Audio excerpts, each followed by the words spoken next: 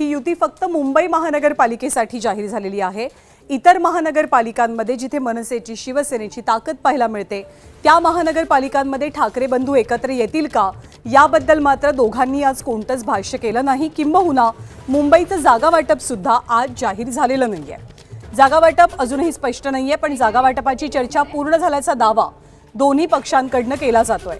शिवसेना 140 ते 150 जागांवरती निवडणूक लढवणार असून महाराष्ट्र नवनिर्माण सेना अंदाजे 60 ते 70 जागांवरती निवडणूक लढवेल अशी माहिती सूत्रांकडून मिळतेय।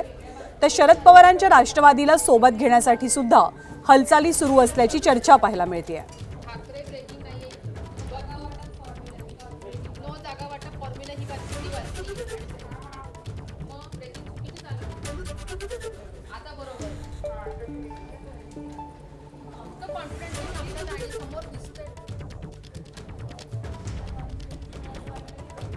तर ठाकरे बंधूंनी जागा वाटपाचा फॉर्म्युला घोषित केलेला नाही।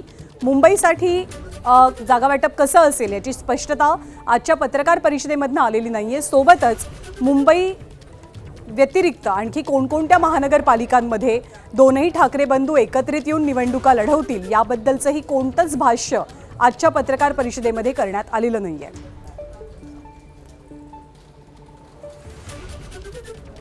पण ठाकरे बंधूंनी आपली युती जाहीर केल्याच्या नंतर आता संभाव्य फॉर्म्युला या युतीचा नेमका कसा असू शकतो, केवळ मुंबईसाठी नाही तर अन्यत्र काही शहरांसाठी सुद्धा, त्यावरती आपण एक नजर टाकूया।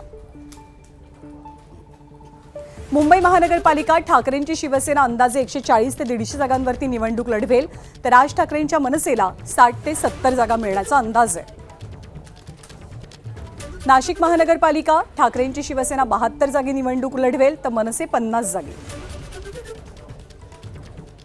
ठाणे महानगरपालिकेमध्ये ठाकरेंच्या शिवसेनेला 50 ते 55 जागा दिल्या जातील, तर 31 ते 32 जागा या मनसेच्या खात्यात जातील।